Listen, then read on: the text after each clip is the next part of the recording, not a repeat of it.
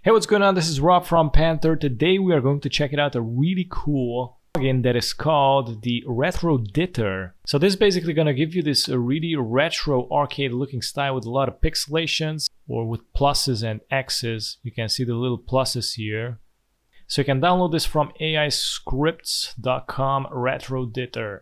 I'm going to leave a link in the description. So this is how it looks. They got like a lot of variation, as you can see here, and it's gonna give you this really cool arcade special effect. And the plugin also contains instructions how to install it, so it's all good.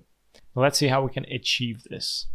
And for reference, I'm gonna use this 3D rotating text, and I'm gonna go to the effects and presets, type in RetroDitter, and I'm gonna drag and drop to the text. So as you can see, it's on 1 byte right now, and it's gonna look something like this, which is really cool. Here we got like more settings. We got the palette, 1-bit, 8-bit. Check it out, the 8-bit gonna give you like more shadows. Look at that, it's like 1 shadow and 2 shadows. Like this is darker, this is the lighter. And let me see, on 32, it's gonna add a lot more, but you can see it is not smooth. Basically, the shadows are like separated. There's like a lot more options that you can explore and check. I think it looks really cool. And then we can add like the dithering. Now it's on none. I like the color on this a lot. And we also have here the downscale. So if I select from the downscale, we got like 2 times. Basically, this is gonna make the grains bigger, the pixelation bigger. For example, on 5 times, as you can see, it starts to get like really noisy. Look at that. So cool.